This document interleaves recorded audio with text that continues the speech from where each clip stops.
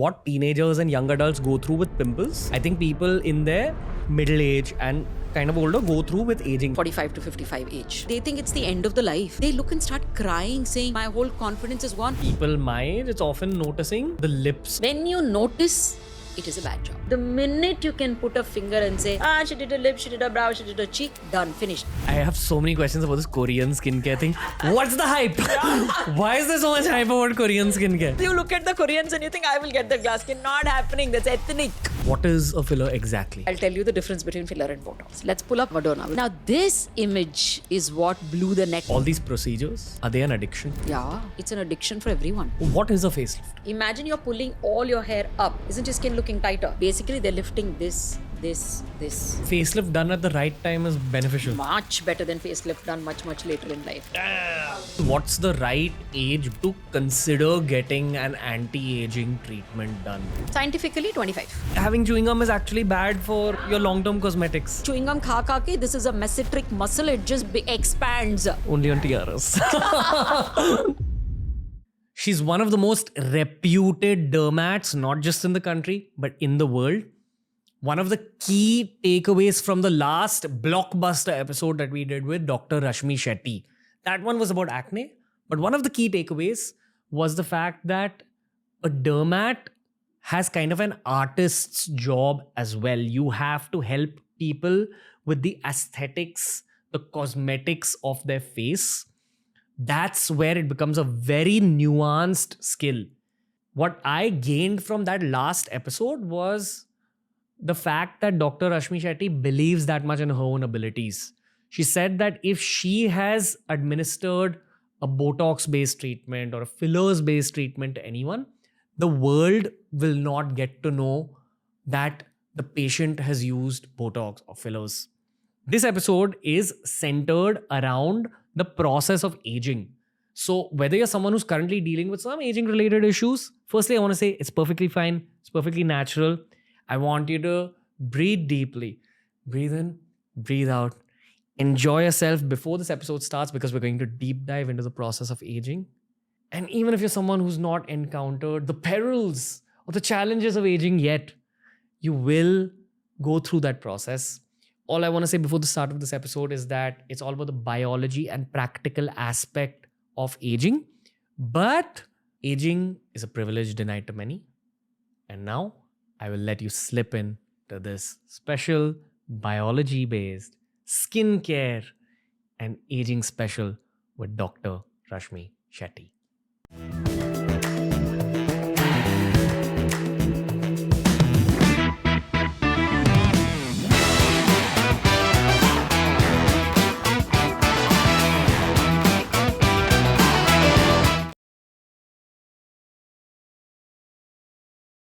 Dr. Rashmi Shetty is back for another epic TRS episode. Thank you. Thank you for having me. How are you, ma'am? Much more loved than before the TRS episode, I must say. Yeah, because people really are conscious about their skin, their hair. Yeah. And when they see an empathetic dermat, it's a very nice feeling. That's what I'll say. Yeah.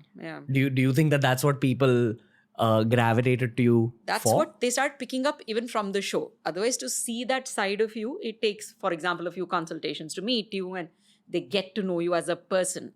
They all come thinking, oh my God, she must be, doctor to the stars and she must be aloof and she might be, like a cut and dry person, but they see it differently. But it takes some time for them.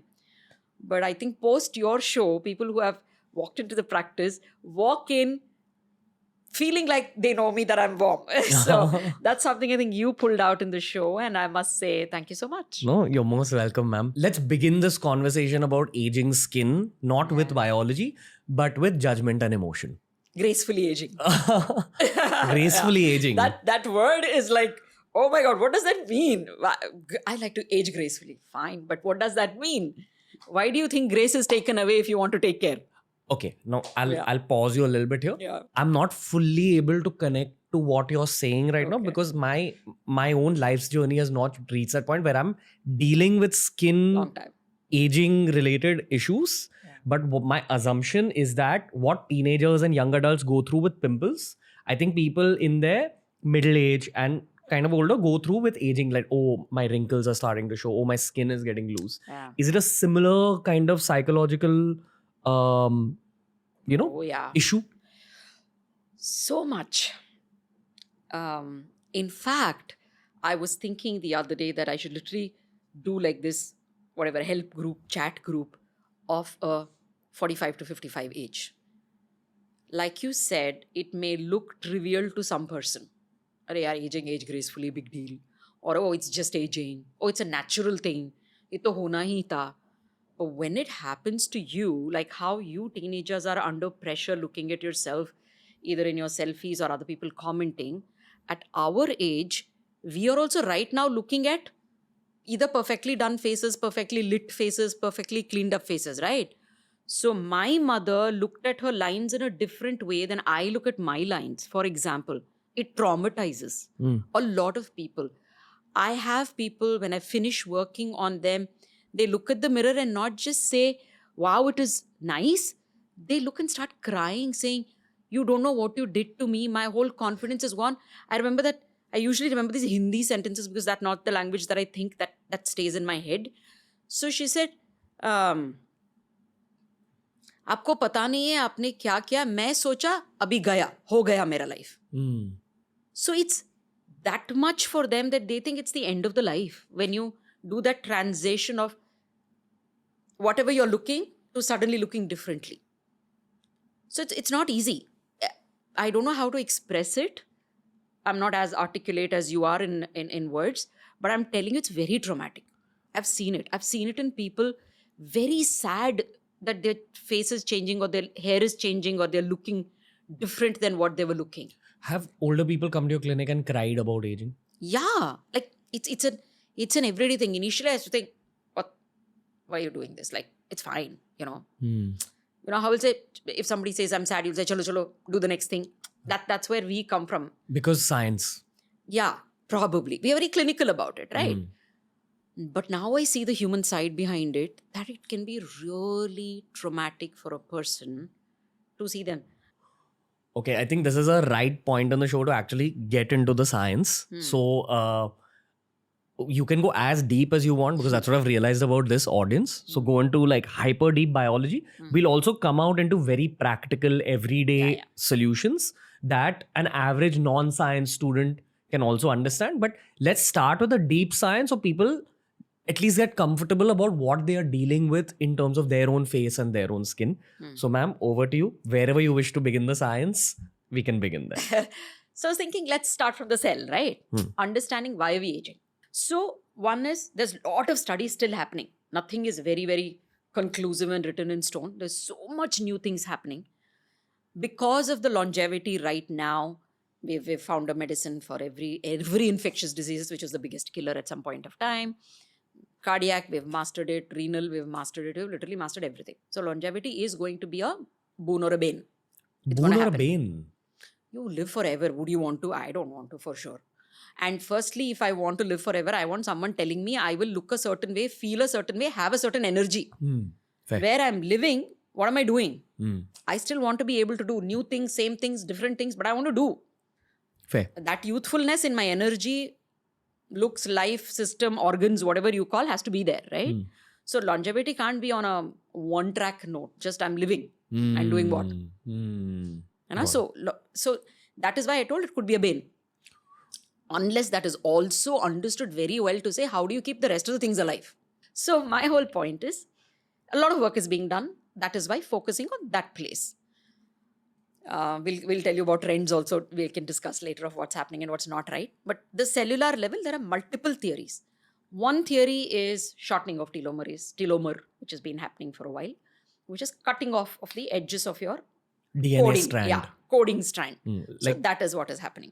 Got it. So that is one. Now we know that is also, yes, it's getting shorter. So it's not able to really put the message properly and replicate properly in exactly how it should be. Okay. So it is altering its functions as it goes along and slowly aging is happening. That is one. Two, senescence, which means a cell is dead to multiply. But it is not fully dead. It is also sitting there and eating your food. It is also putting out its waste. So that is causing problem in the system. which we may call as inflammation, oxidative stress, all of this. Yeah. So that is happening. Cellular senescence is another line of thought and topic of why we are aging. Next one is that the potency of the cell to multiply itself in the exact same replica is going down. Exhaustion is happening. So that is another theory of cellular exhaustion itself. Then you have methylation, which is methyls end up coming and sticking itself everywhere. So the DNA is not able to do its job well and express well. Methylation is one more theory that is happening. Then there is mTOR, which is mammalian target of rapamycin.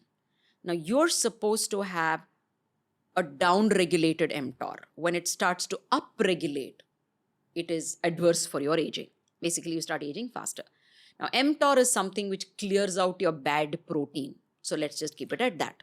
Okay, just small pause on you. Sorry. But I'm noticing that other than that shortening of telomeres theory, in all these other theories, it's basically like the excretory system of your cell stops working well.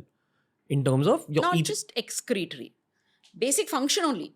I am supposed to be a doctor. I forget to be a doctor. I'm alive. I'm here. But I've forgotten how to diagnose. Like then I am going to act like a anything, na? Like to make it very easy to understand for the average person, in the same way that say 100 and something year old person becomes maybe bedridden, maybe their mind stops working slowly. In the same way, your cells are also working the same way. The cell is made the mind, made the brain, right? Yeah. Cell is made your stomach. Cell is made your kidney. So if those cells work weirdly, the group of the cell which has made a liver or become a kidney is working differently. That is what happens. This is the root of aging. Correct. And it's not easy to solve this root problem. Because it is not fully understood. If I understand, I'll not age only, no? I'll have a medicine. That's why that rapamycin became, right now, is the most talked about drug of longevity. Rapamycin. If you go and Google search and the internet people, you can look at it, that rapamycin, which was just an antifungal, I think it was antiviral or antifungal, I've forgotten, which now is brought in because it is supposed to down-regulate your TOR, which I was talking about, mTOR. So that is big. They say you can go back by 10 years if you start doing it. Go back by 10 years? Yeah, as in become youthful by 10 years. Damn. And then there is metformin, which is another drug. Now that we are talking drug, there's metformin as another drug. Heavily talked about saying this is your youth drug. It is actually an anti-diabetic drug.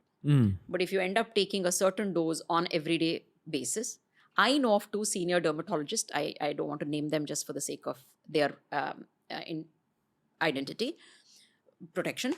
But beautiful 2 senior dermatologists who I love and respect, husband and wife, in their 80s, are taking metformin for a long time. You should just see them.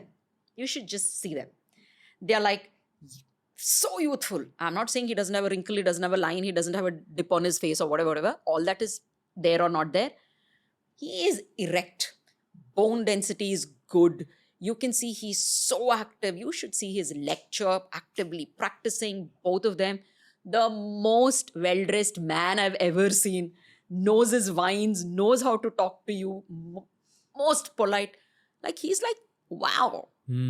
So to me, there are so many things which is doing it. But one of the things that he does is, along with lifestyle and exercise and XYZ, blah, blah, blah, metformin is one thing that he takes. So he's the one who initiated me to think metformin. Not that I've started taking it, think metformin. Internationally, it's a big deal. People are doing it now. So what it says is the way your insulin and your glucose behaves, that is what this ends up changing. Also, it ends up changing and in fact reduces the ATP, which is your energy giving thing. We all know that, right? So it reduces the ATP production of a cell. Now, that should be counterproductive. But when the ATP is slightly slowed down, cell thinks, arey, ATP is slowing down. Full gusto, I will make more ATP. It's like giving your cell more sleep. No, it is by cheating, it's saying my feedback is deprived a little. Oh, I'm deprived, I will do it more. It's like a teenager. Okay. So it's like that. Reverse psychology. You're not resting it. You're basically showing it that I'm depleted. I will work harder is what it's going to take on. Okay. So that's how a metformin works. So it works in at those levels to make sure your whole organ protection is done really well. Yes, if you're a non-diabetic can take it. It's got nothing to do with your glycemic intake. So that's, or your way it is metabolized. Even a non-diabetic can take it. No, this is not prescription. I'm not telling you anything here. Please, this is a disclaimer. I'm just explaining science. You need to go to your doctor to figure out whether you should or should not take. Sure. So that is after rapamycin, this is another drug that is really talked about. Then there is sirtuins, which is the topic today. So there is this PhD doctor called as David Sinclair, who's a Harvard scientist. He's doing a lot of work on anti-aging. So if you look him up or look at his book, it talks about something called as sirtuins. There are 7 sirtuins described by him. 1 and 3, I think, are studied well.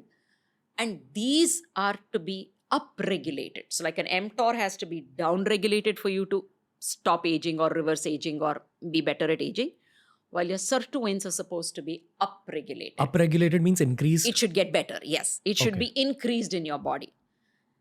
Now let's just leave science at that. Now all of this that I described, methylation also I spoke about, right? The methyls come and join, and they are like sitting on top of your DNA structure, so they don't let it express properly. That's another thought of how aging happens. The other interesting thought, which has actually come to a little bit of application, is cellular communication.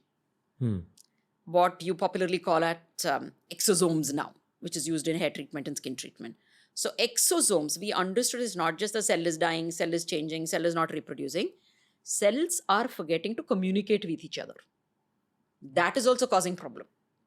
That is also causing aging. So we said, okay, let us put some communicators back. Let us teach them back how to communicate with each other. So they are now friends and they remember how to work in a group and go on. So that's the newer one also, which is cell-to-cell communication. Exosome is the technical term for it. Mitochondria, another big thing for you to understand. Some 2-3 years ago, mitochondria was a buzzword. Oh, mitochondrial health, mitochondrial aging. Yes, that is your energy source in every cell. So mitochondrial aging can also cause aging. So then this is this by and large thing that I gave you of aging. If I have to simplify cellular aging and tell you what you can do at home to make the cell age less, everything here only comes down to 2 or 3 important things. One is oxidative stress, one is inflammation, and then the last is that bad protein sitting. That's it. You treat celebrities. Every celebrity is concerned with aging. Like I have celebrities that I know who are younger than me who are concerned with aging. Yeah. Kids, why celebrity? Regular ones will come. Can I start anti-aging? Look what? Yeah. At what age? 25? 22 also I get. Really? Yeah. What kind of aging happens at 22? Exactly. So they'll come, can I start anti-aging? Do you think it's the right time to start retinol? Do you think I should start anti-aging? Oh, I read this. Do you think I should start this? What supplement should I be taking? But that will start. What changes are they seeing on their own face which makes them think that they need anti-aging? One line here. Maybe when they smile, there's a line here. Now that is there for everybody. Isn't that attractive? It's very attractive. Like I do a lot of Botox, if I can say so.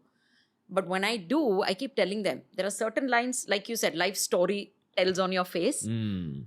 If you have had a tough life and the story has been toughened, or even otherwise your frown is really too strong, for example, which is a negative emotion, right? You don't want to be frowning and being angry. So I like to Botox this. But a smile is a happy story to tell no matter which age, what phase. So I never take away these lines which are called as crow's feet. I ease them. I inject in such a way that I'll pull the lateral brow up a little. So the open eye, it's not just about aging. Like I'm Botoxed. If you see, I can't frown, but I can still do this. So I keep the movement intact. But when this wears off, it's not that I get my frown back that worries me. What worries me is at my age, this starts to weigh down on me. And I hate that heaviness of the brow sitting on my eye. So I like that I have it up, and that's how I've had it all my life. It gives me a more open-eyed look. That's what most patients tell me who are 40 plus. When the Botox wears off, either we get a headache because then they're looking at things differently and they're frowning, or they end up feeling that I don't like thing weighing heavy. So that's something we do. So why I started talking is, yes, that's a negative expression. There are certain muscles which give you a negative expression. Certain gives you a happy expression. Also, why a 22-year-old is coming to me is because they're saying, for example, tear trough. What? Tear trough. if you look at Instagram and internet today, everyone is talking about, oh, the under eye tear trough and I did a filler. You're 22, you look at a child, they'll have a tear trough. That is how the face is. What? And as Indians, we are more prone to that little khadda under the eye like this. Okay, sunken eyes. Like a sunken eye could be posteriorly set eye, a lot of sunken eye. Yeah, commonly called as sunken eye. So you have that little line like this. So yeah, so it's like this. For example, if you look at this image, there is something, there's this line that's going like this, and you see a little hollow under the eye. People just don't like it. And it's more seen in more brown people, Indian people, because we also have a slightly pigmented around the eye skin. Why is that? So that just genetics. that is how the brown color behaves. We are colored people. We are slightly browner than a pale person. A pale person might see a little bluish grayish discoloration. Damn. We will see more of a brownish blackish discoloration. And again, very ethnic it is. So as Indians, we all have little pigmentation around the eye, little pigmentation around the mouth, perioral, periocular pigmentation is what we call. Can happen. So therefore, when people come to me and say, can I have a Korean glass skin? I'm using Korean regime. I'm like, not possible. Ethnically, Koreans have a glass skin. Go to Korea, like I used to go, even now I go internationally lecturing here and there. So I did one long trip in Korea where I was teaching. At that time, you look at that skin, it's just polished on the television when you see Korean serials. The kids are like that. People are like that. They have beautiful skin, flawless, no pigmentation, well stretched, but they have horrible pores that they hate. So each ethnicity has a problem. Likewise, ours has slightly patchy skin. Even if you use a Korean 10-step regime, you will not get a Korean skin. Yeah, I have so many questions about this Korean skincare thing. What's the hype? Why is there so much hype about Korean skincare? Yeah, because you look at the Koreans and you think, I will get the glass skin. Not happening. That's ethnic. Okay. It is not their 10-step regime which led to that. They are like that. I think there is an urban legend that Korean skincare is 30 years ahead of the rest of the world. Yeah. Okay, in short. They dish out so many things there because that has happened. And they're so interested in skincare. You go to, I forget the names of the streets, I travel so much, but there's one street in Korea. Like, it's like how you would sell, let's say, peanuts on the road if you go to a highway. They're selling facial masks like that. Yeah, I've been there. Yeah. It's like, I'm like, what is this?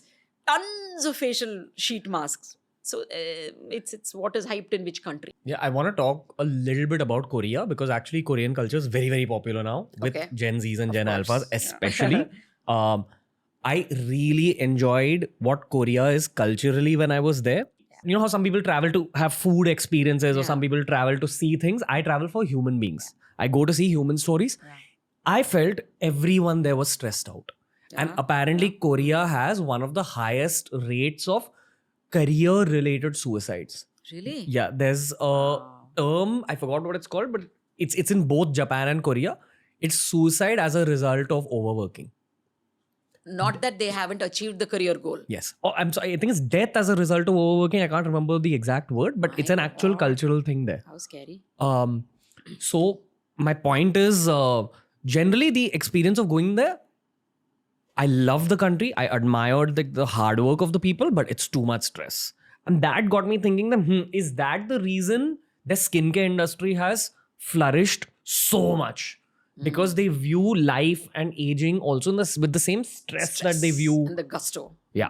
Can you just like Google that death because of aging thing? What is the scourge of South Korea? Stress and suicide in Korean society. Suicide is everywhere, says South Korean author Young Ha Kim.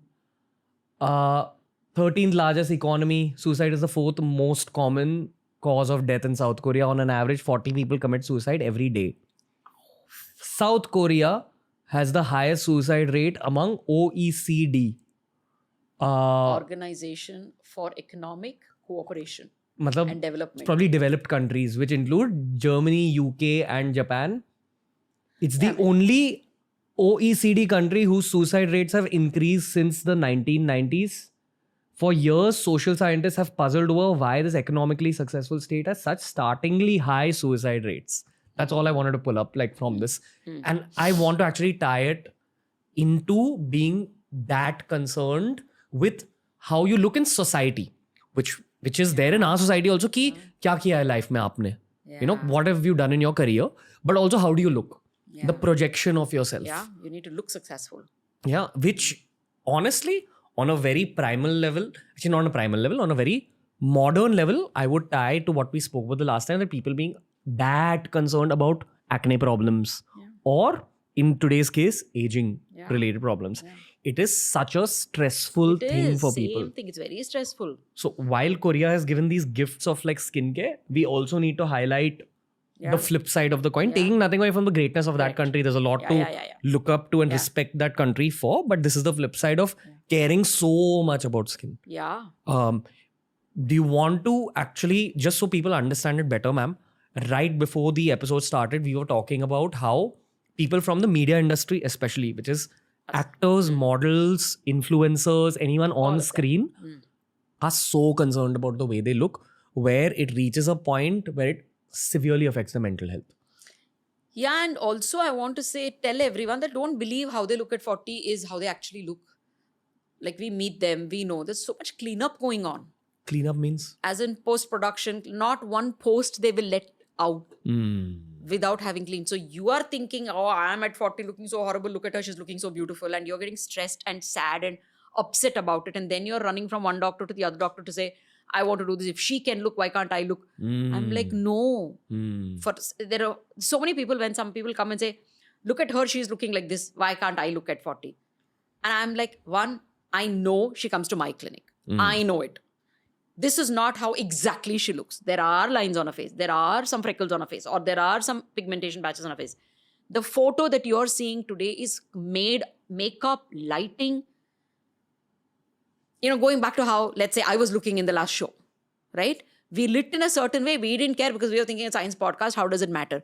I got feedback from my people in the media saying, you've lit from the top, therefore, every defect of yours was highlighted. I also want to highlight that we do podcasts with every profession. It's only the actors, models, and influencers who highlight lighting as an issue. They're very particular about it. No other profession, business, army, no one cares.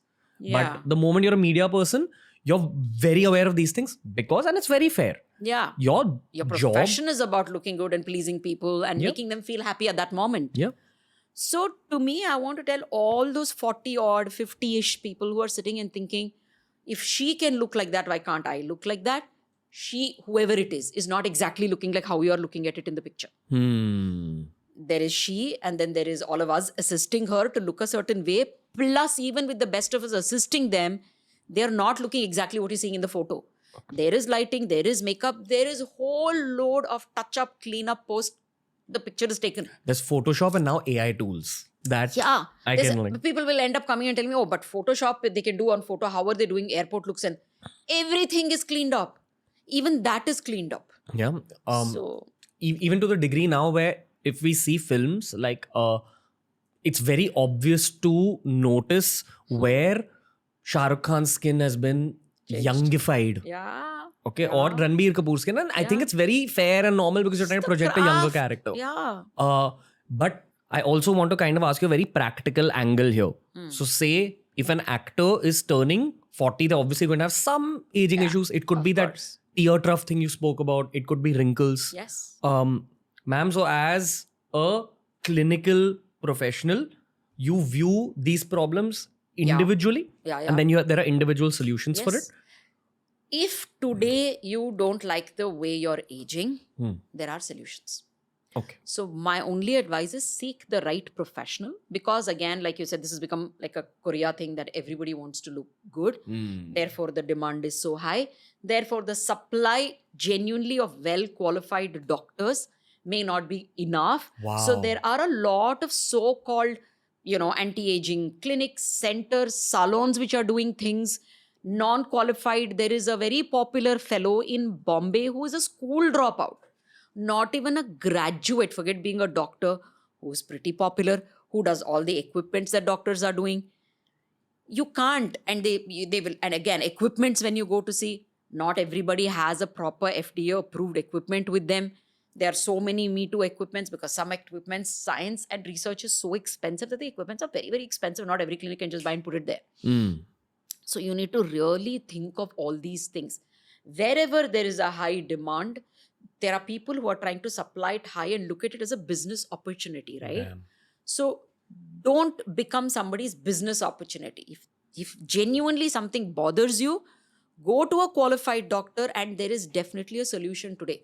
Whether it is dry skin, whether it is pigmentation, whether you're looking at your skin and thinking, oh, my skin was looking much more fresher, I look dull today, I look tired today. There are people who come and saying, I used to look shades lighter and now I don't look like that.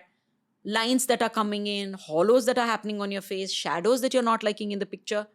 Everything has a science behind it, which we'll explain in this podcast to say how aging happens at a physical level. We went to the cellular level detail, physical level. It's not just the skin which is changing, there's bone changing, so we'll get into that level of how layer by layer things are changing for you to just see a dull skin. But it is not dull skin. There are other things that's happening behind it, which is making it appear like a dull skin. All of this has a solution, but just go to the right provider. So we are helping. Obviously, there is a 20-year-old actress. You track her career. Sometimes she will look exactly like that at 40, or sometimes a lot better at 40. You'll not, a good job, you can't make out what's been done. It's a slow transition. You look at their first movie to now. You say, whoa, how does she look this pretty now? So it's not just that work has been done on them. They have groomed themselves. There is better lighting today, better makeup today. They've realized what to do. All of that contribute to them looking much better at 40 than they looked at 20. Gotcha. Okay, we have to do some screen exercises now so that people can understand these topics better. My first question to you, ma'am, is the safety angle of it. You said that there are non-qualified professionals who actually may be a reason for the bad Botox cases that you see, or the bad filler cases where you look at someone's face and you know that work has been done. Exactly. Firstly, qualified doctor, qualified dermatologist, qualified plastic surgeon. These are the people who are allowed or qualified and trained to do aesthetic dermatology job. So this is there is an aesthetic physician, then there is an aesthetic dermatologist or a cosmetic dermatologist, and there's a cosmetic surgeon. Since we are talking about cosmetic and anti-aging, I'm sticking to this and not saying clinical also. These are the basic minimum things you should look at. Is this an MBBS? MBBS is your basic degree you must have. Thereafter, you can have a DDV, DVD, MD, in a plastic surgeon's case, an MCH plastic surgery, all of this. There is a site that maybe, I think you can pull up our names, called IADVL, which is Indian Indian Association of Dermatologists and Venerologists. So this is IADVL, which is Indian Association, which is the largest association today. Has all of our names who are legitimate dermatologists. Their names will be there. Their numbers will be there. Registration numbers will be there. So look that up. And again, I don't know whether I don't know who this should address to and who may get angry with this comment. Salons are equipped to take you to a certain level in your anti-aging or in your skin care. But if they start using equipments that is meant to do in a doctor's office, I highly advise you not to do that. It's not I was doing a pedicure, they did my HIFU. Arre? You can't do that. It was easy, I did it there. No, you can't do it. Oh, I was doing a manicure. Aisa hi IV kara diya. Hello? IV? That's become a fashion right now, right? There are IV bars where they do intravenous injections of various things. What things? Anything. They will call it different things. This is some youthifying thing. This is a early morning after party thing. This is skin fairness thing. This is this thing. Please don't fall for all these marketing terms. Your IV, take it very seriously. It's intravenous, going straight to your heart. The blood of a 10-year-old often. There is this whole one generation, right? 3 people from one family ended up exchanging blood. That became a huge thing. But that still is being talked about in a slightly scientific way, where I said, the communicators, the exosomes, the this, the that of a young blood definitely is better than an old blood. So they are doing the full transmission of a young to an old blood in the family. But guys, this is all still fancy schmancy. Hold on. This also goes into conspiracy theory domain sometimes. Like, I'll be in rooms where we're talking about how billionaires end up looking younger. And someone will always say, oh yeah, Jeff Bezos and all these guys, they take the blood of 10-year-old orphans. I don't know. As in, it's a conspiracy theory from the West that they do blood transfusions and their own blood is replaced. If all this could have been, but Jeff Bezos with all the money wouldn't have had hair on his head. That is then Look at Tom Cruise, look at his body, look at his efficiency, look at what he does. But if you see, you can see the skin has aged. You can see things are turning, right? These guys are, for example, having access to the best of things. What is our Tesla guy? What's wrong Elon with Musk. me? Elon Musk. Elon Musk looked He's older. sorry, he looks scary. Yeah, he looked older at 28 though. Like he's got his hairline redone and like. Yeah, a lot of things he's redone, but that does he look like you? He doesn't, right? You can make out his age. You can make out his age. It's not like you and Elon Musk walk together tomorrow. Hairline might be matching inch to inch, whatever. Things could be matching, but you can make out that he's that age. Yep. 10 years you can hide, maybe making it younger, but that genetically a lot of us can hide anyways. Bad, type bad celebrity Botox. Images in that which I can pull out for John you. That lecture. Travolta Botox. How can you like tell you? So if you see that earlier one, you will already see there was a deep hollow on both the sides of his cheek. And he is not necessarily blessed with a nice cheekbone projection. He already had his lateral eyebrow, which was dipping. And if you see his eyes is small and dipping down, it's horizontal, slanting down. Right. All these are not necessarily positive things for you in terms of how you will age. Now, so he would have aged badly. Then they ended up doing some work on him. This definitely looks like also surgical work. Maybe the pickup of excessive skin has been done. Otherwise, that jawline to be remaining like that is very difficult, number one. Two, if that hasn't been done, if this is photo and Photoshop, then there's definitely a little bit of a filler on his cheek.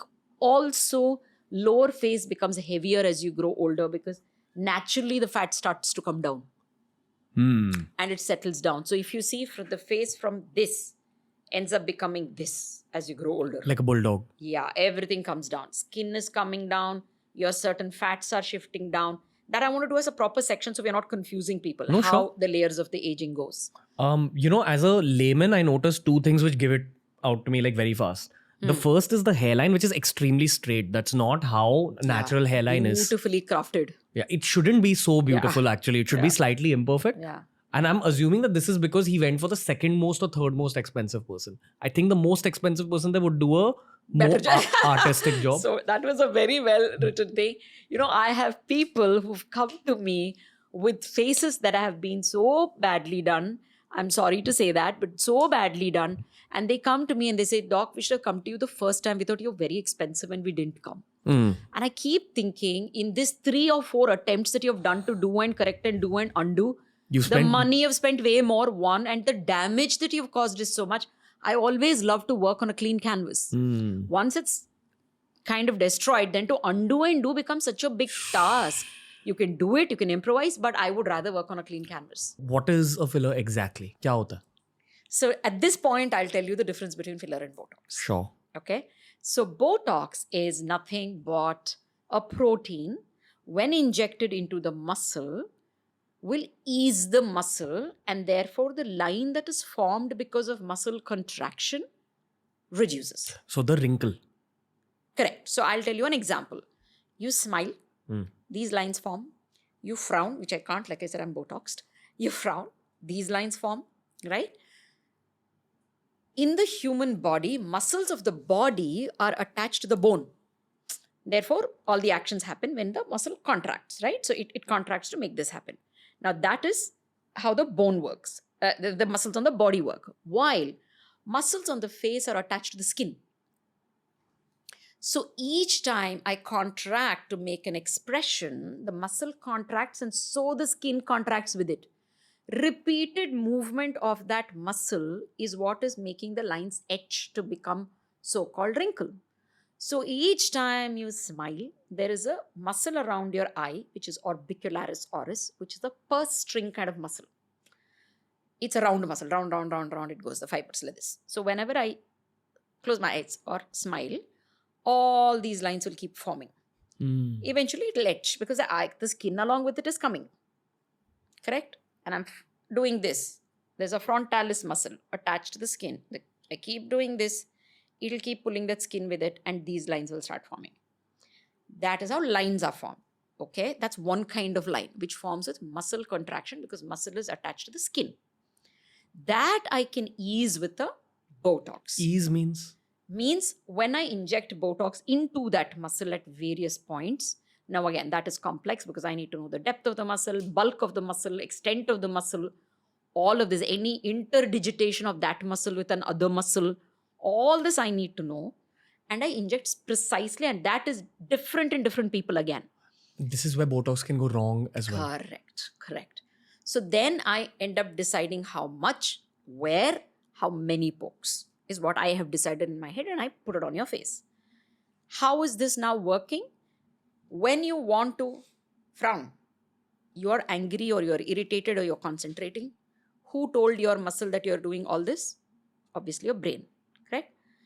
And who communicated from the brain to the muscle? The nerve. What in the nerve is actually telling it? Is it tapping you? No, it is not. It is releasing a chemical called acetylcholine. Now that acetylcholine released by the nerve on the instruction by the brain has to touch a receptor in your muscle for the muscle to react and say, chung, I'm contracting because this fellow told me to contract. What is Botox doing? It is interfering there and it with the receptor. So now the acetylcholine, so that's why when people say, oh, will it damage my nerve? Will I get paralyzed? No, it won't, because it's doing nothing to the nerve. What it is doing is actually making that receptor interference where now acetylcholine will pour there on the receptor and it will say, what do I want? What do you want me to do? For any function to happen in a body, a chemical has to combine with a receptor for that function to happen. For example, any function. So here the Botox is instead going and blocking those receptors. Correct. And then that acetylcholine... So now acetylcholine is telling what? This fellow is not understanding, right? So the muscle is not contracting. Eventually Botox will wear off. How? New receptors are formed around the same places. That is the magic of our body. It will recover. New receptors are formed and say, okay, get lost. I'm forming another receptor. Now I will start acting. So it will last only for 3 months, 4 months, 2 months, depending on how much drug is given, which muscle it is. For example, a masseter, we give a lot of drugs, so it lasts for 6 months. Now, other than taking the line away, what can Botox do? We will do it in the next question. But here I still want to concentrate so you don't forget how Botox worked, and I will jump to filler. Filler, for example, will fill, like the name says. Fill. Now, what is filler made of? Many, many things. There's calcium hydroxyapatite, there is hyaluronic acid. But in India, the only approved filler is hyaluronic acid. Yes, the famous HA that you put on the skin, all of that. And that HA is what is in your eyeball. What is making fluid inside your eyeball is HA. Fluid in all your joints is HA. The substance in your skin is HA, which gives that hydration, holds the water back, is HA. So HA is a natural substance found in you, found in pig, cow, cat, dog, bacteria, so many things. And HA is one thing which does not have species specificity, which means I can pull out, clean up and put yours to him and his to me and mine to dog and dogs to pig and pigs to me and blah, blah, blah. But what we are using is what is developed on a Petri dish. Yeah. So that is pulled out, preloaded in a syringe and given to us. Various companies make it. Each one has their comfort. There are various cross-linking which holds the HA together, which gives different properties to the HA, whether long chain, short chain, how is it combined, how many long chain, how much of short chain, how much of protein is used to bind them, combine them, hold them. Depending on that, it can be more robust, thinner, flowing, sitting, making structure. Then I as a doctor will choose what I want to do with that filler on your face. Therefore, I will pick the kind of filler I want. Like I don't want a very hard filler on the lips, for example. I don't want a very thick filler when I do an under eye job. So like that, I will think and I will choose. Plus the patient's skin quality and needs also dictate. Big time. So all of this we multiplied into this, and we arrive at what I want to choose. Then I simply, let's say, inject. Now we are only talking lines. What else can be done with filler? We will again talk later. We are only talking wrinkles. So then there are lines which are like etched in, like your laugh line, we said. Like your tear trough line going here. Like your marinate line, which is the line going here. All of these lines is also because of muscle action, also because shift of fat underneath it. Whether from fat underneath it dissolves, but fat from elsewhere overhangs. So there is a fold that happens as you grow older. Like that, fold happens. So these cause those lines which are sitting, no matter even if you do expression or you don't do expression. Such lines, I'm only filling from underneath and lifting that line up. That is where I use a filler. It will lift, give some hydration, give some biomodulation. It will stimulate your own collagen to behave better. We have put water there. Hyaluronic acid holds a lot of water, so it hydrates you. Plus, it is a substance which is sitting also there. It's an inert substance sitting there, so it's giving you volume also. This is how a static wrinkle or line or fold is worked on. It's like if the wrinkle or your skin is the roof of a building, these are the pillars. This can hold it up. And inject it with... Tent pole. Hmm. Tent pole. I wanted to say it's like a bra for your skin and something like that. Okay. Isn't it that? Yeah, true. It'll just give like support. True. Plus, because it's hyaluronic acid, Hydrates.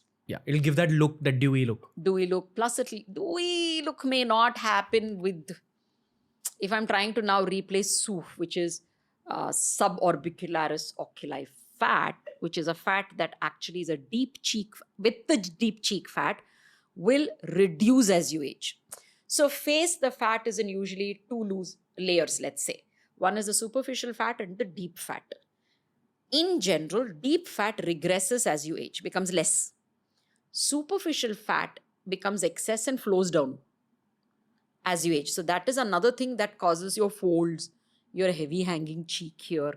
All that happens with the fat shifts. Yeah. The upper fellow comes down, the inner fellow regresses. So like you said, there is no support. That is when I need to also use fillers to give support. So to give that support, I'm injecting deep. At that time, it is not giving me hydration and dewy skin if I'm doing that. For the dewy skin's sake, I have a thinner filler, maybe a non-cross-linked filler.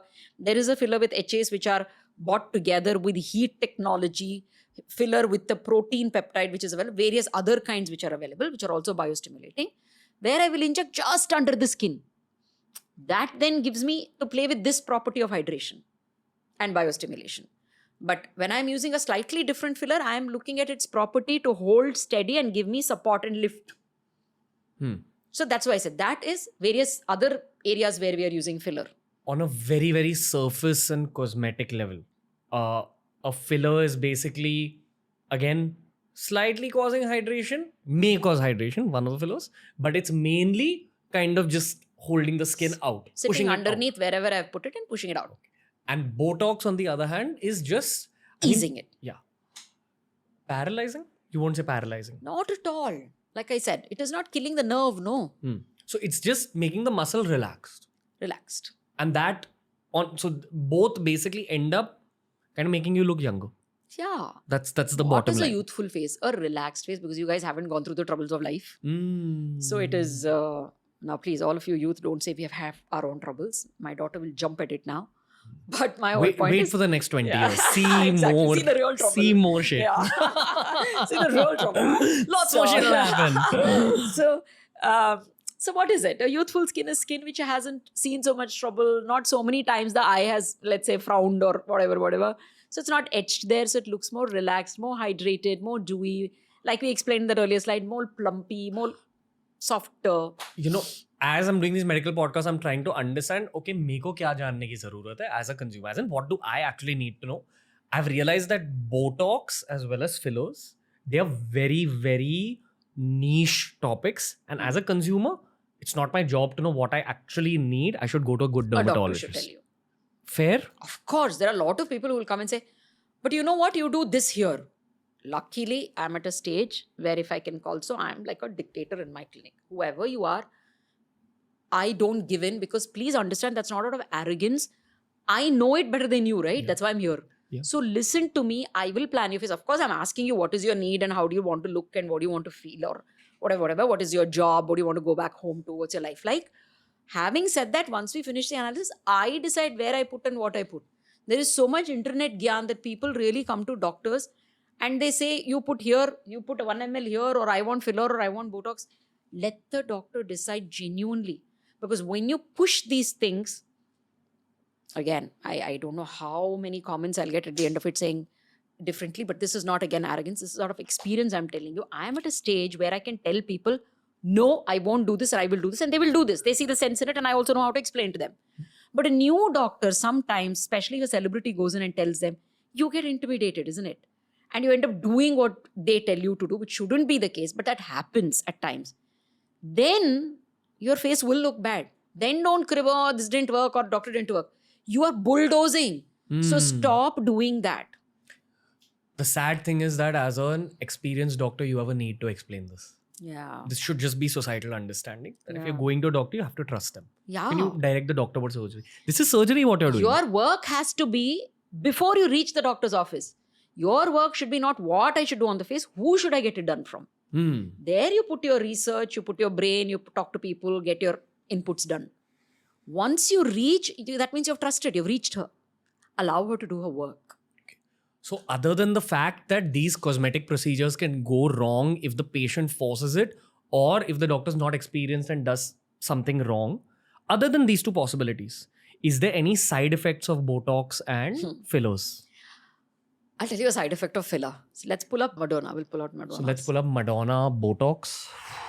Now this image is what blew the net at some point, I remember. ये क्यों किया? Yeah. So when you ask me, is there a side effect of filler? First thing, like I say, is a natural and an unnatural look depends on the hands that do the filler, the hand behind the tool. That is important. This is one medicine where there's multiple interventions. For example, if you have, let's say, a cardiac surgery, it's once. Very unlucky if it has to be done twice, right? But while an aesthetic intervention is multiple times, you're aging constantly. So you're evolving constantly. So you need to keep working on your face for the next 30 years. That's what I tell people when they say, no, please do this also, this also, this also. I am one doctor who says no to 10 things and does one thing. That's because I keep telling them, you're supposed to be with me for the next 20 years. You know, there are so many things to be done. What I do today is not going to get fully erased as much as you wish. That's what I was trying to tell you at that time, saying on a brochure, it might be written 1 year, 2 year, 3 year, but just last forever. So the next one will add, next one will add, next one will add. And I told you hyaluronic acid holds water, right? It's like that story of that Rakta Bij. Even if one drop remains, he will grow back. One drop of hyaluronic acid remains, it will still attract more water and grow back in size and volume. So you're adding, face will become puffy at the end of the day. That is where filler has gained a bad name, where then you need to go to a provider who will tell you no at some point of time and know how little and where to put, which is strategically perfect for your face, than saying, I use this many ml. So when you go to a doctor, when they say, oh, but that doctor put 4 ml and each ml was just this much and your each ml is this much. I'm like, firstly, I don't want to use 4 ml on your face. Don't count by ml. I'm not selling a syringe to say, take it and go. What I do with it is what you're paying for. So like that, you need to do least amount of intervention to get. Now this picture, what has gone wrong is over the years of multiple interventions is number one. 2, this may not all be fillers. They could also be fat injected into the face, which is another thing that people are doing a lot. Plastic surgery. Yeah. So they pull out fat from various parts. They piecemeal it. They can put the whole fat. They can centrifuge it. They can do a micro fat, nano fat. They do all of that. They just take the growth factor from the fat and then end up injecting into the face. So there is multiple things that people do. Long time back, one of my people who initiated me, and I'm in love with him till date. And my pride is when doctors come to me for their work. And I can tell you highest number of doctors I work on. Yeah. So when your own fraternity recognizes and says you're good is when I feel, yay. So Dr. Waffles Wu is one of my mentors in the initial age. He's one of the very well-known plastic surgeons in Singapore. And even today, if there's anyone that he has to refer in India, he will end up sending. So to me, that's my certificate of excellence. So I remember Waffles talking and a paper I think he published about fat injections into the face and how it's not to be done and how it changes. Those days, the whole fat was given. Now, of course, they kind of, like I said, do a growth factor from the fat, all of this, and it's much more sophisticated. But there's still people who end up practicing putting in fat into the face. Now, this could be one of that. Excessive fat into the face. And 2, she's aging. There's hormonal changes that will happen. It could be that. And she must have put on some weight. So all of this. So we can't just say it is just fat in. And there's a facelift. You can see the scar in front of her ear. There is a facelift. Oh, shit. Yeah. And then there is a lateral brow which is lifted. When you see younger also, she does have a little lift there. But this is like completely, And the second thing, what they've done to combat the brow, which is coming down, they've erased off the brow and drawn a pencil line like that. So there's too many things that's gone wrong in it. So you can't just blame it on filler gone wrong. There's too many things that's gone wrong in this. And maybe it's just weight, poor thing. It's that age. It's the hormones, like I said. So as much as I can analyze what is going wrong, but I totally empathize and understand that it is not just that. I'm going to ask a very hardcore question. So please answer it in a long drawn way, however you wish to answer. But all these procedures, are they an addiction for some people? They are. Oh my God. It's an addiction for everyone. Once you do it, I'll tell you, it's not like I'm talking about it as a bad addiction. If you know something can make you look fab, why won't you want it again? Like wearing good clothes. No, I want to look again as good as I looked 3 months ago. So I will go to the doctor and say, okay, again, do my, frown Botox. And I love the way I look, it feels. And like I said, certain things, functionality also improves. So I love it. I want to do it. So that's a good addiction. But where it becomes bad addiction is from addiction changes to obsession. Then you're like, oh, now this last trace of line also I want out. The skin also I want to be pulled. I'm 60, but my jaw has to be as sharp. So pull everything and then put so much. There is a skin excess which is happening. There's multiple things that is changing. So you can't end up having the jawline of a 30 or a 20 or a, let's say 40. When you're at 60 and 70, no matter what you do, unless you cut the skin, take the excess and stitch it up. So there's right things to do at right age for right issues. You can't be addressing that with fillers. That's when things go wrong and it looks overfilled. The core of this problem is actually self-medication and self-made decisions in some cases. Not always. It's a combination of a lot of things. Not everybody says, I want this done and I want to go. There's also a doctor there who's doing it and catering to it, no? Okay. You end up saying no. Like I have people who are addicts, who are obsessive, who want it time and again. There are some things I say, yes, let's do it. This is good for the upkeep. It's important. You do it timely. So we do the upkeep so it doesn't deteriorate further where I may need to do more work to bring it there. Fabulous. Take care of yourself. I will repeatedly do this maybe, let's say, every 3 months, every 6 months, whatever, depending on what I have done. We will do it.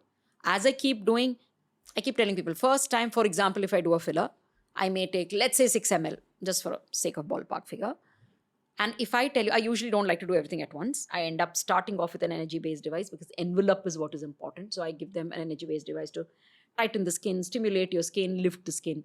Then I end up relaxing, which means I use Botox to relax everything. So now I know what I've done is I've lifted, I've relaxed a few lines. Now this is a beautiful state. Then I end up using little fillers to tweak, like I said, move the light reflection here and there. So that looks natural and beautiful when they go out. Now, if I even fillers, sometimes some people come to you so late that they need a little more than just a little filler. So then I end up doing a little, then I may end up doing a second time.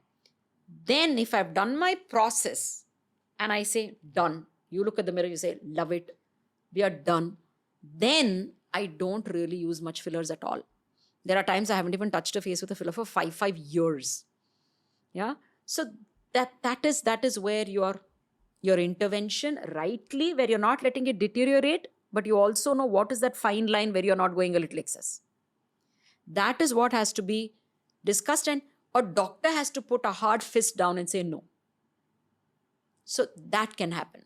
But I can also say it's not so easy for a young and upcoming doctor to sometimes do that.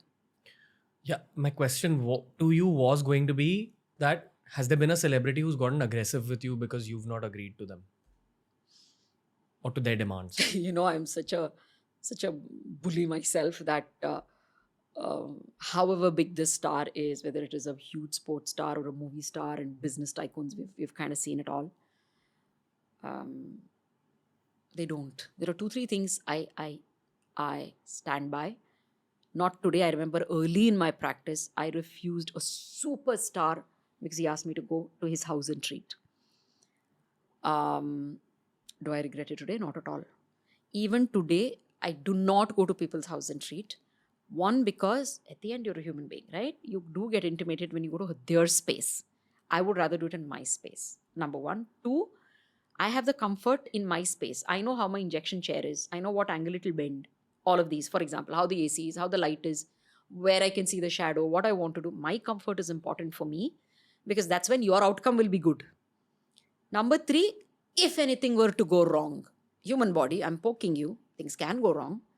That is where a senior and a experienced doctors will come, because you then know instantly what to do to get it right. And I have everything that I need to get it right in my place. I can't backpack everything and take it to your place. So one thing, I never go to anybody else's house and work on. Two, my initial discussion is only initially. Once you're on the table, I will do what I have told you I will do. Because I am the expert. I know how it will make you look now, the minute I give you a mirror after I finish, plus how it will look for you 10 years later, even if I don't touch you. So I am already thinking of it and I'm doing, which you don't have the education to visualize. Do celebrities request like 3 a.m. appointments so that they're not seen at? I am bad girl. You have to come at my time. You have to come on my time. We've had secretaries call us and say, nay, they'll be mobbing. We want you to come early morning, late night. No. 1 year they won't take an appointment with me. Later 1 year they'll realize this one is not going to budge. They will come. We have a clinic on the third floor and the fourth floor. I also, being cognizant about the kind of crowd I treat, we have a basement where the car straight goes down. And from the basement, you can straight come up to my clinic with nobody seeing you. And since we have 2 floors, if I really think for the first time, I've had huge stars that chill in my clinic after their second visit. Because they realize, one, we have a no photography policy. Nobody takes a picture. Not the staff, not me, not anyone is allowed to take a picture. So there is no photographs taken. This is all Shetty business brains. But anyway, go on. Nothing taken. So they are very comfortable in the place. And then we have nicely secluded room. If you see my clinic, you'll realize it's like an art center. My clinic is beautiful. So they come and say it's such positive energy. They love to sit there, drink chai. All of that happens in the clinic and they chill. Also, the crowd that I treat understands their etiquettes. They won't just pounce on them and say, let me take a picture. In fact, there are times that they won't even lift their head and look at you, even if you're walking by. So they realize it in a thing and they're cool.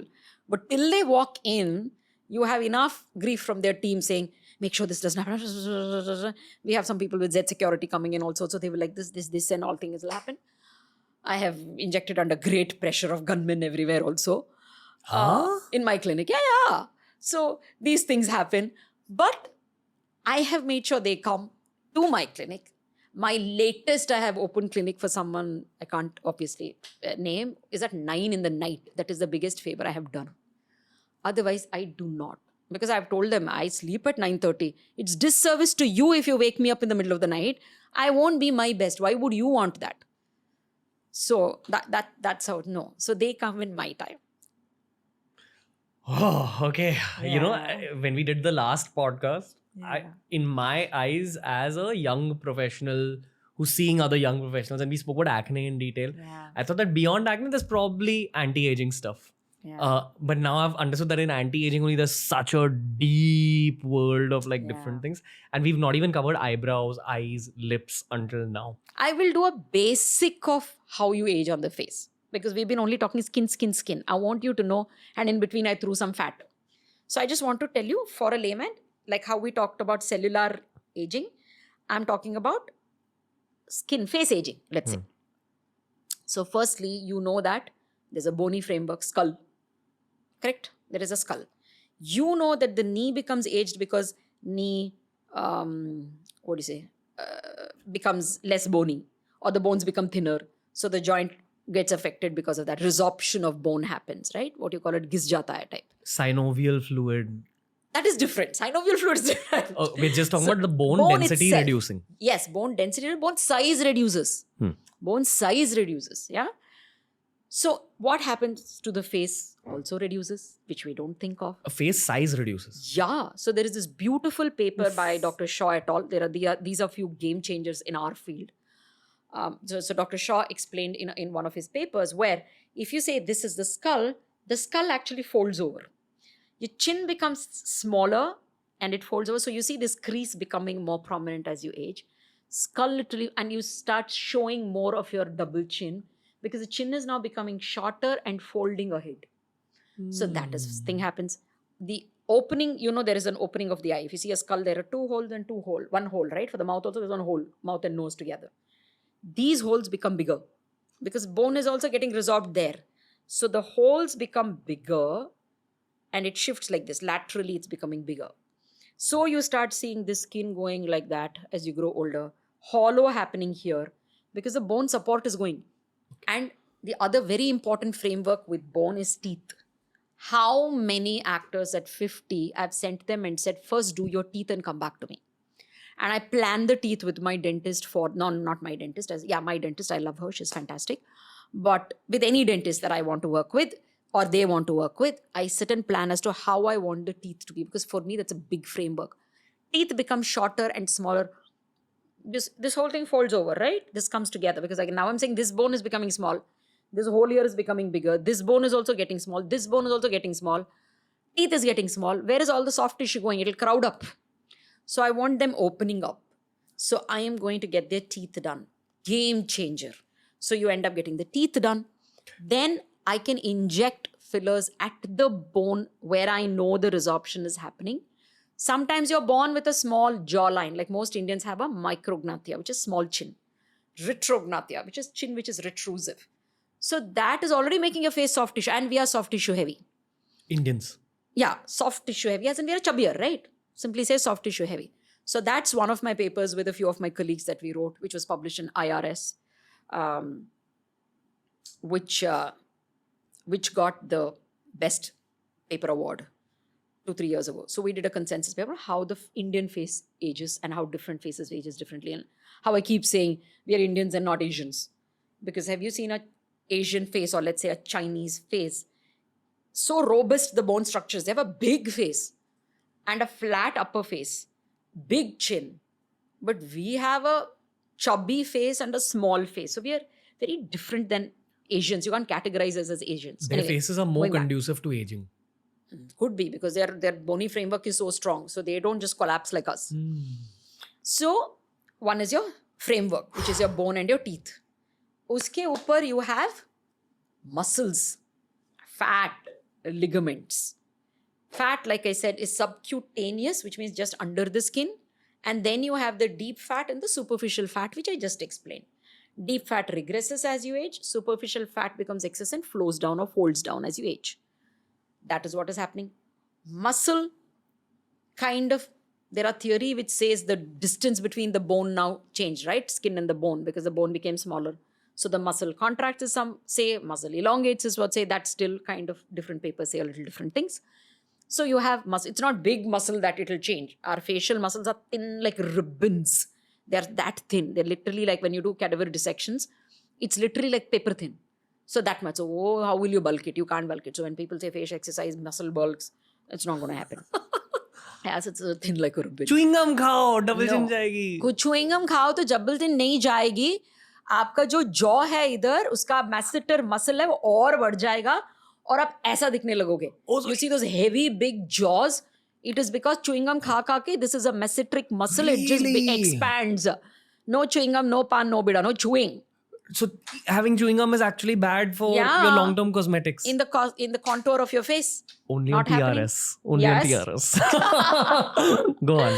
So then there is muscle. Then there are these larger muscles. Like only they are large. The rest of them are all paper thin. The larger muscles probably are your masseter or your temporalis. These are like larger, slightly thicker muscles. You keep chewing, you'll see a lot of people have this temporalis like this. This you will see, they're literally becoming broad and big, and this becomes broad and big. So don't do that. Don't keep chewing. Your face is supposed, the aesthetics of the face is when it is narrow. Small faces, they look really pretty, right? So the even idea on is men? Men don't want like this face. Especially Indian men I've seen when they come for injections, jaw becomes big for most Indian men.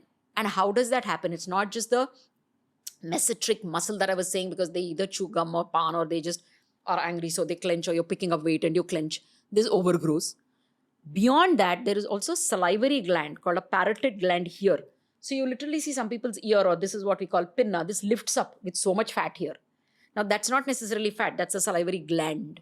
So there is a gland sitting here. Like I said, one of my mentors, Dr. Waffles Wu, has written this paper where he ends up giving Botox even in the gland, and it works beautifully well. And I do that so often, and I love the way I can shape the jaw. So you do the masseter and you work on the parotid gland. Third and the fourth component is there's fat, which is obviously coming in all this area, which becomes excess. They're all superficial fat. Fourth is skin excess happens. And I told you, when anything excess happens, it's obviously coming down here. Then your bone is resorbing. So whatever excess is sitting here as a loose thing, rather than a bony framework which is occupying it. It is not. It's just sitting here. So it becomes...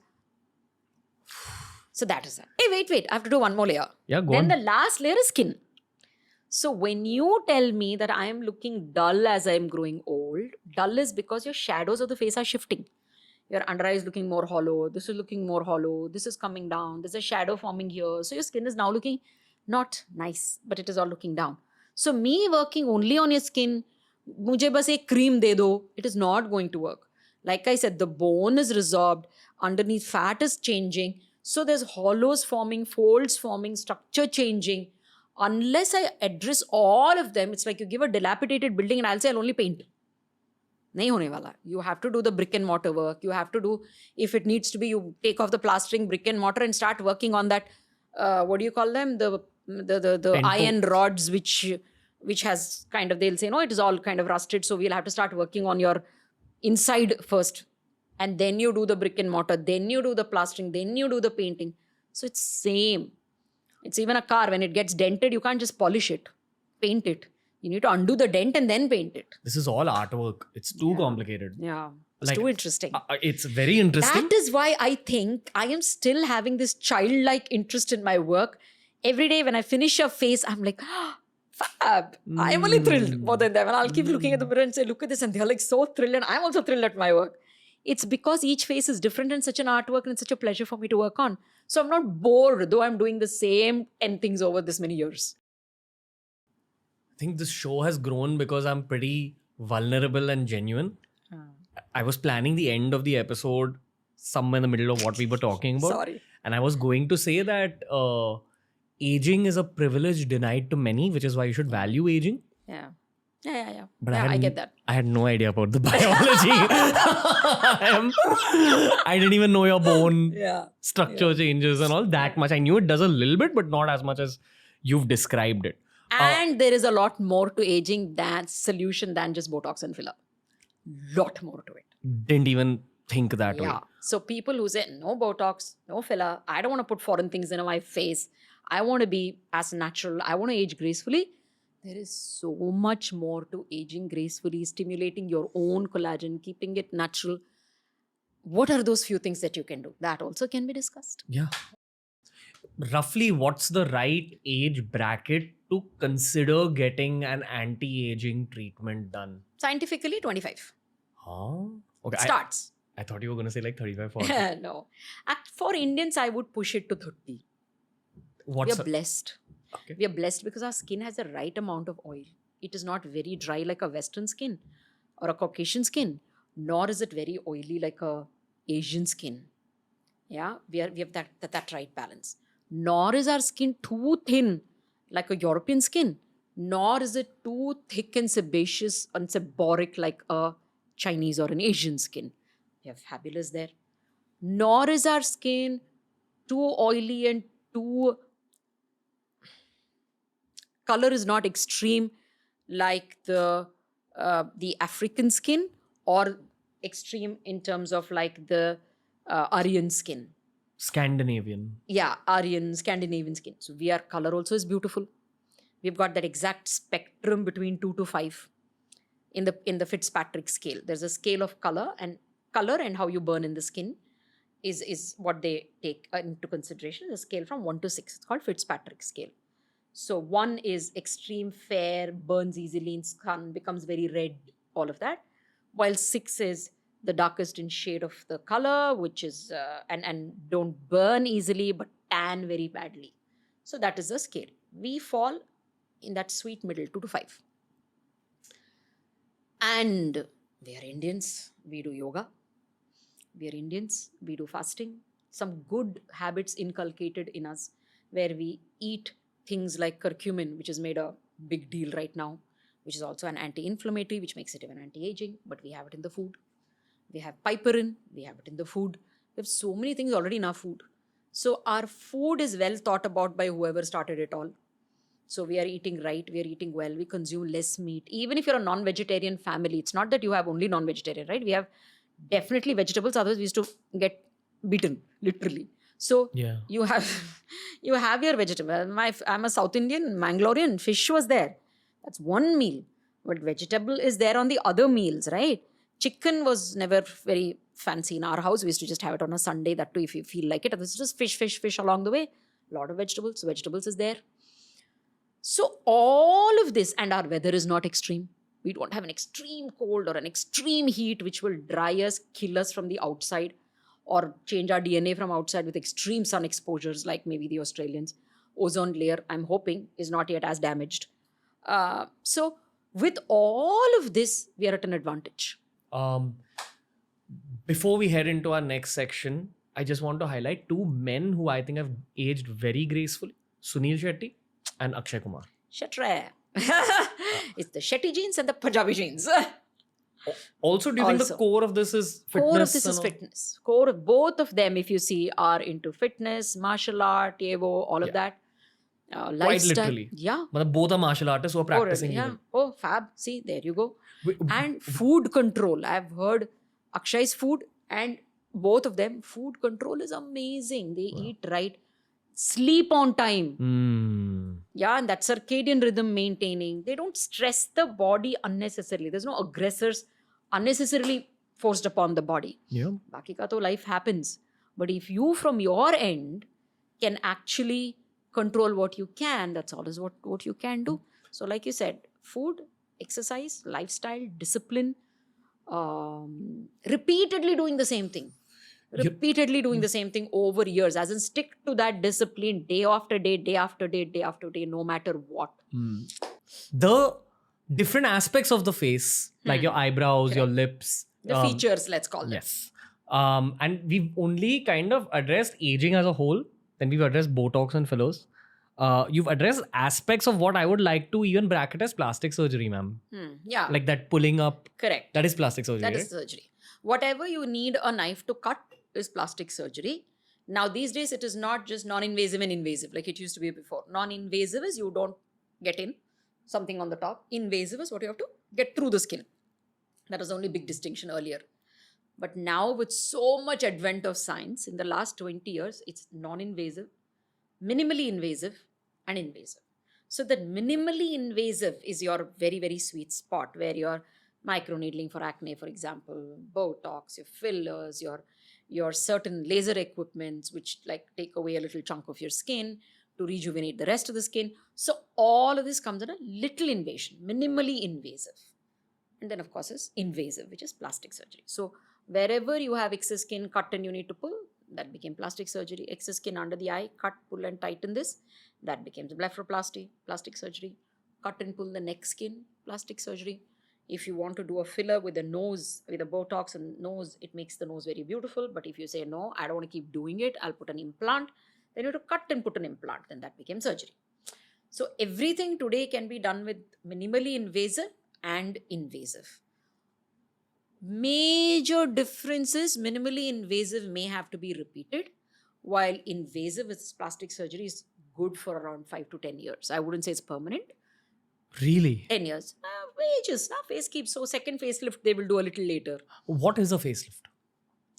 So facelift has evolved with more fancier terms like ponytail lift, vertical lift and horizontal lift and XYZ and all that. Yeah, but imagine you're pulling all your hair up. Isn't your skin looking tighter? So they call it ponytail lift. Basically, they're lifting this, and cutting that excess skin and removing, not just the skin. There's more to it. You dissect between below the skin. There's smash lift they will do, which is a ligament under the skin, like a sheet. So that they will lift. Soft tissue repositioning they will do. Like I said, fat goes away, other fat comes down. So you need to reposition it all back. So all this is done in various ways. The same thing, some people will call it a vertical lift because they're repositioning fat here. They're kind of cutting and removing. Blepharoplasty is done. All this is what? Vertical lift. So these are being done. Minimal facelift is also done, where they will just do a little bit of incision, small incision and small facelift. Early facelift in your 45s and 50s is becoming a fashion now, so that it doesn't kind of fall and then you don't have to lift it. So a So facelift done at the right time is beneficial. much better than facelift done much later in life. Only brow lift is done. So all this can only neck lift is done for a lot of people who say I'm fine with the face. What I don't like is this hanging neck here. So they'll end up doing just a little neck lift. They are happy to do that. You can do everything today. Okay. Biologically speaking, how does one actually pinch the skin back? Do you do some stitches like in this region? That's what I'm assuming. Surgery, you're saying, no? Yeah. So that's what inside the hairline they usually take an incision, so it's not seen. So Ah. if I take an incision here, then I pull everything inside. I'm dissecting, pulling everything, stitching it up. Your scar is nice, but there are some they will also do a pretragal scar here. That's beautifully concealed these days. Some people take it all behind the ear, so it's done here. Depends on various surgeon what he's good at. Can I ask you a slightly counterintuitive question? You can answer it however you wish. What if I'm someone who's still, even after getting all this education, and I'm again, this is my own personal Yeah, mindset. I'm not 45, 50 yet and dealing with aging related skin trouble. But in my heart right now, I don't feel like I would want to get fillers and Botox because I've. Don't. Okay. Don't. That's what I said. It is not just about fillers and Botox. Like, though I pride in saying that I do a fabulous job and I'm known for it, I am the one who tells half the patients, don't too early, don't too many areas, don't this not necessary, don't let's do it later. You will know it from my patients. Don't do it. It is fine. But if you wish to do it, I don't want to body shame you for that. That is what I want to communicate. If I can, any strong communication through this podcast, I want to say, like how one day sex education was so taboo, people did all the wrong things, right? Because they felt shy to ask their mother. They felt shy to ask their teacher. It was a taboo. Where would you go and ask when the hormones are raging and you are wanting to indulge? How do you safely indulge? Or if something goes wrong, what do you do to have it taken care of? You didn't know. You went to the wrong reasons. Abortions happened in such wrong places. People died with infection, wrongly done abortions, right? All this happened because it was such a taboo. Sex was such a taboo. All I want to say is, please don't make Botox and filler a taboo today, because today is the age where there's so much Instagram, everyone doing and doing pictures. Every young girl wants a poutier lip. They will do it. They will do it in the wrong place, behind you, with less research, in a hurry, in a hush hush, if you don't empower them with knowledge. That's all is what I want. And number two, if a youngster, 20s, like you said, 30s, like you said, or 40s, wants to go and do Botox, don't shame them for it. Oh my God, iska chehra dekho, usne khud Botox kiya hoga, or something like that. Or, Botox, why would you want to do that? I see a lot of women come to me and they say, I don't want anyone coming to know, especially my husband. He'll hate it. Why? Doesn't your husband dye his hair? Doesn't he go and work out in the gym to look fit? Why would he hate if you wanted to take care of what you feel not so happy about? It is okay. You're not allowed to call fat a fat. You're not allowed to call black a black. You're not allowed to call, let's say, something else or something else. But you're okay to body shame a person who wants to tackle aging in the way she wants to do it, or aesthetics in the way she wants to do it. To each his own, fine. This is not a judgment call. What we can empower people is give them the right knowledge, understand how, why, what is done, where is a safe place to go. If something goes wrong, what are your options and what can you do? This is it. Okay. I'll tell you the conversation with a lot of people my age. It's often noticing the lips of Bad other job. bad. That's when you notice. When you notice, it is a bad job. You should be able to do your job, get out where everybody will say, wow, isn't she looking fresher? What did she do? This woman just doesn't seem to age. What did she do? Or this man looks younger, youthful, sharper. What did he do? Can't put a finger. The minute you can put a finger and say, she did a lip, she did a brow, she did a cheek, done, finished. Defies the purpose. Okay. Sharper question. What's the price difference between these two brackets of procedure? Large. Like, for example, I know for let's say filler we are talking, for an Botox we are talking, that's by units. Filler is usually by ml. Internationally now they've started doing it by area, but India still this is the culture, so you need to be in this, you need to price it accordingly. So for example, a filler Botox, I know of doctors who give it at 200 rupees a unit. Mine is a 450 rupees plus GST a unit. Yeah, 1 unit में कुछ होने वाला नहीं है. You need minimum, let's say 10 units to do something happening. So that's the multiples. While a filler, I know of doctors who do it at 11, 12, 13,000 a syringe. We are, I think, if I'm not wrong, I don't know my rates genuinely because I don't deal in that thing. Somewhere around almost a 39 plus GST Wow. is 1 ml. So I'm literally 3x the lowest price. Like I said, that is the price difference. Yeah. And it's a very, very apt pricing for the Because I quality think of you're work. paying for my skill and for my Yes. knowledge, my judgment, my years of experience, not for that syringe that I'm picking up. There's no counter argument to this. Yeah. For example, You go to a cardiac surgeon, do you ask stent kitne mein aaya? hmm, You don't, na? He's putting it in, you're paying a Dr. Bhattacharya, you're paying a Dr. X, Dr. Pandya. You are not comparing price at that time. So please understand, it's as serious as that. It's trivialized. Sorry, but it's as serious as that. no artist in the world would not want to share their art with another human being who's a customer. So the pricing has also been made according to what they think is apt for their skill set, experience, etc. Which is why again you shouldn't bargain. Like same rule even with tattoo artists and all this. Yeah. Like there's so many young kids. I was one of them. Because I was earning money through my college internships. I wanted to save money. Worst decision. Yeah. Like that's the Don't biggest. do it now. Do it 10 years later. Yeah, but do it right. Yeah. Anything you're modifying in your body. Anything. This is body. It's not fashion. Okay, today I can afford this shirt. I'm buying. Tomorrow I'll buy the better one. Nikal ke fek diya. This is gone. Not what happens in your body, right? Yeah, I think that's the big education I want to give through the screen. Yeah. But I think the education you want to give through the screen, I don't exactly understand why, because this is not the worst Botox I've seen. You wanted to pull up this image. This is not the worst Botox that I've seen. Like I very clearly know this is Botox, but I see so many I people also with. didn't want to look at a fully distorted face. Then what's the point? Then you know it's horrible work. Why am I even analyzing that? So look at her. What is two things I'll tell you? Many things have gone wrong, which you guys can see. Her brows a little hooded, forehead is looking too shiny. But even while she was young, she was pretty much all this was happening is just exaggerated as she grows older. Two big things, let's say, since you start off with lip. Look at her lip. It actually looks like overfilled, and there's some allergy to it almost because it looks like water filled. It looks like a BS tongue. Yeah. Now that is because if you see her younger picture, she's got one, a very thin lip. Two, this is a nice picture where she's smiling full. Can you see the lip is inturned? A lot of people, when you smile, lip turns in. And they always say, when I'm okay, I'm okay. When I smile, it just disappeared, my lip. Now that is a very challenging job to do. So you can't just fill more in that. It'll only turn in more.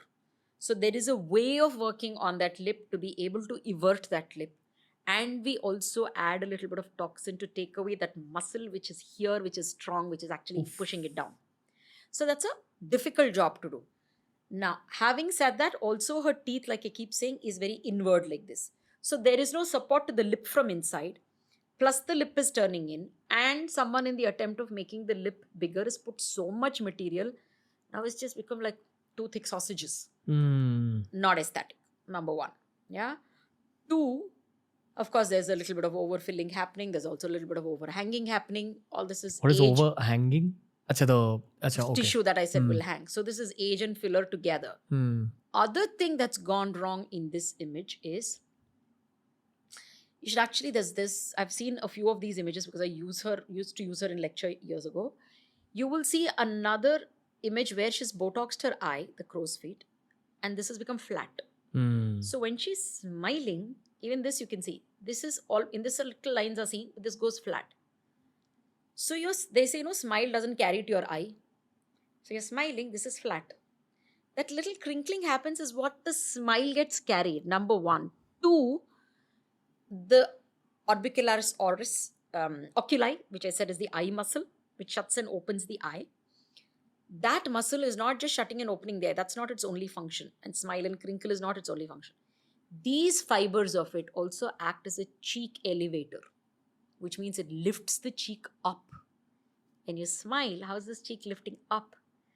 Because this muscle is active and it's pulling it up.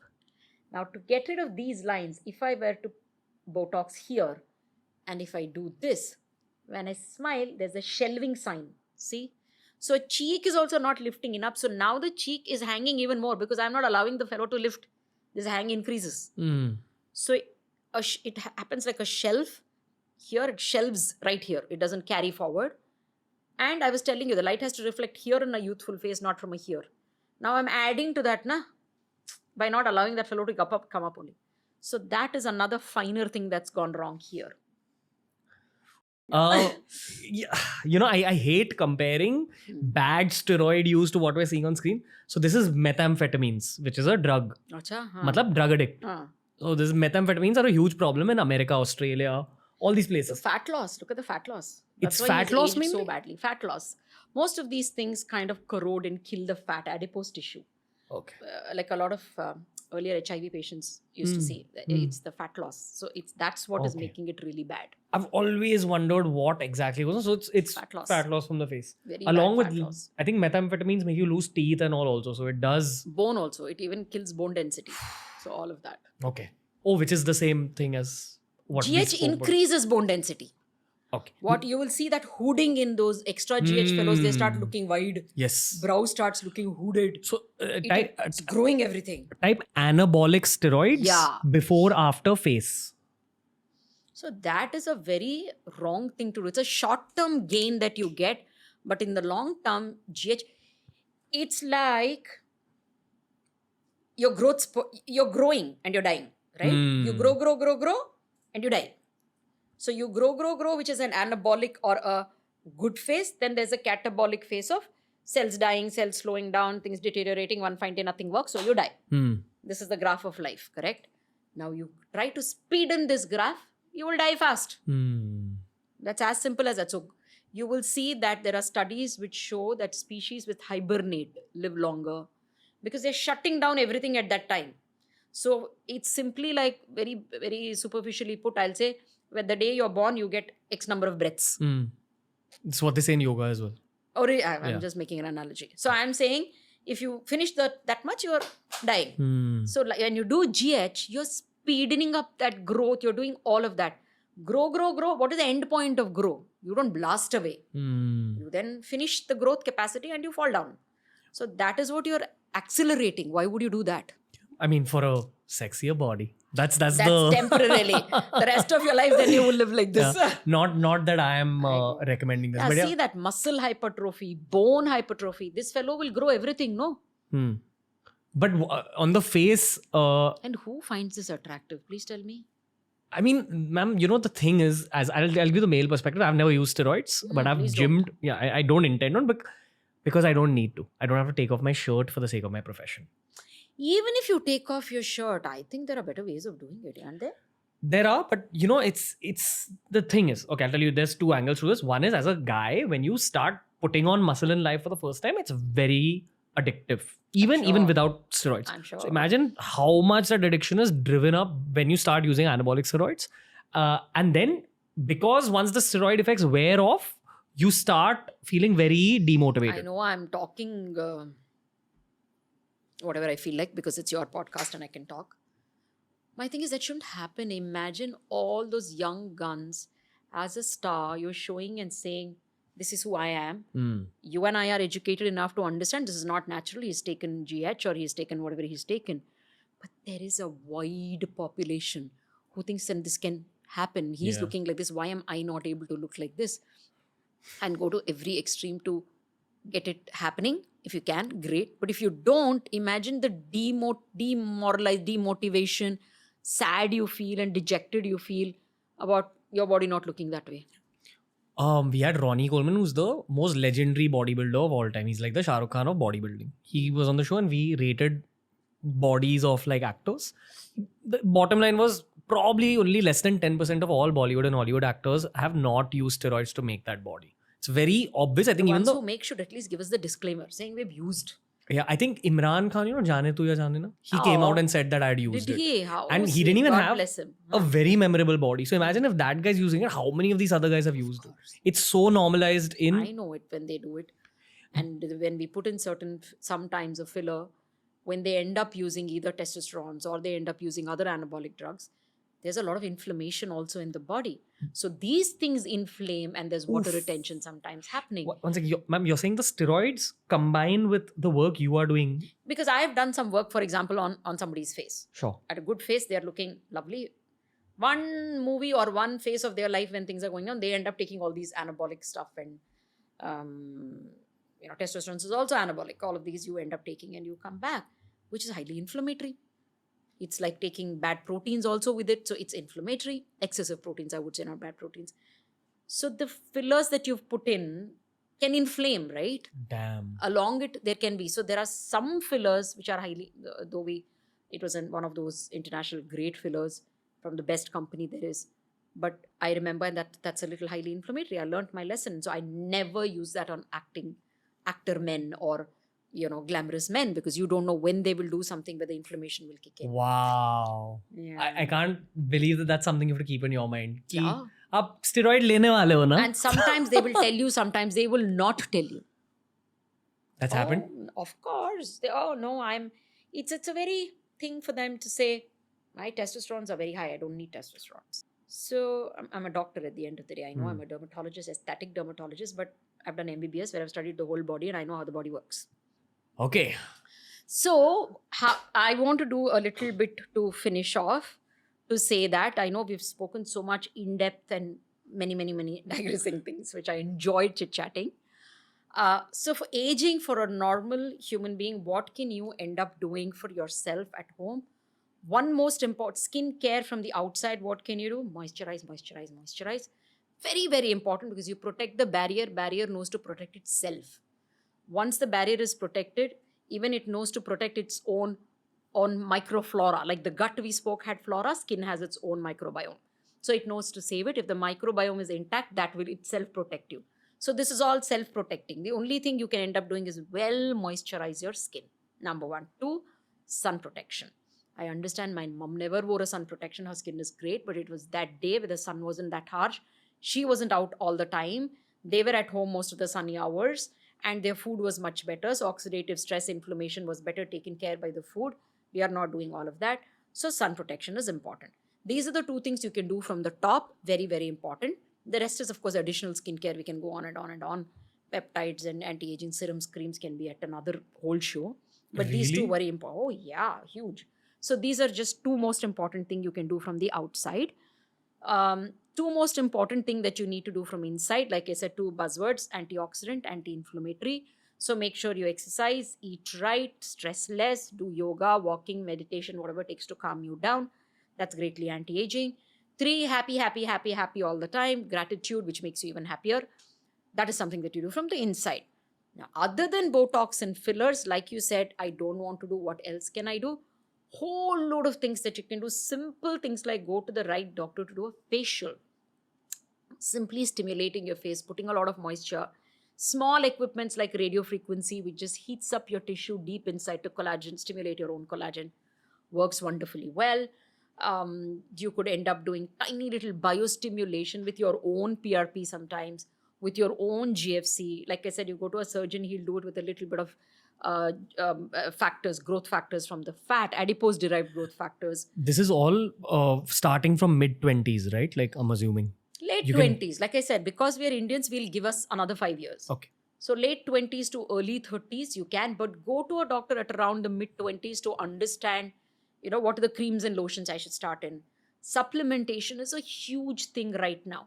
Simply taking the omega 369 supplements really helps you as an anti-inflammatory and keeps the moisture well. When I say moisture, it's not just water, it's water and the essential oils to hold it and protein to protect it. These 3 come together to hold your skin together. So you need supplements to make all this happen. So for example, every patient who comes to my clinic for the purpose of anti-aging and making the skin look supple, what's the difference between an old skin and a young skin? It's just that elasticity, that suppleness of the skin is there, right? So it's dewy, glowing, less showing of pores, more even toned, less dry, well hydrated, correct? That's a younger skin as against an older skin. So I like to give something. I have my own line of supplements, which I kind of completely love. Which we'll link down below. Oh, how sweet. Thank you. Like many people keep asking, why don't you have your own line of creams? I didn't see the need because there's such wonderful creams available. I can pick and choose what I want from different lines. Now, supplementation is not FDA monitored, it's FAST monitored, which is food monitored, food and drug monitored. So it's very loosely monitored. So there are so many supplements out there from not legitimate sources where you don't get what you're seeing and what you're reading. So for me, I believed in internal health giving you outer external glow and external youthful skin. So what I put inside was very important. So supplementation was very important. I never found anything which was great. So I said, I'll make myself.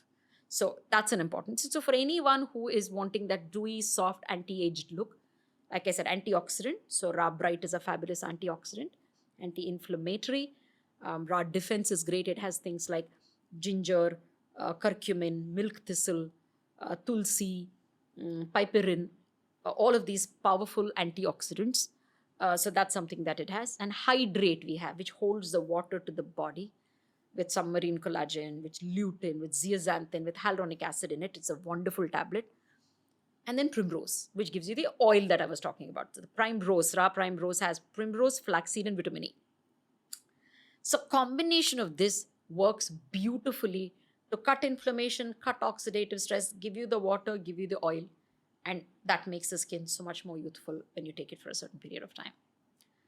So this is it. Moisturizer on the top, sun protection on the top, good lifestyle, some good food, and good supplements. This whole section that you've spoken about is going to be torn up into a whole other episode. Okay. Like we're going to open it up because Yeah. I think supplementation as well as diet and all is a whole other episode. But I think that's it for today, ma'am.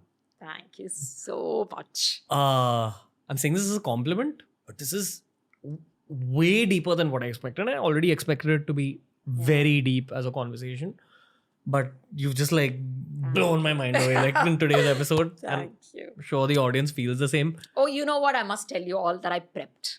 After I came to the acne episode, I said, yet another interview, yet another kid interviewing me. I'll just breeze through it. He was quite deep and I knew he had done his work. So I love it. When he's done his work, I said, I can't fall short.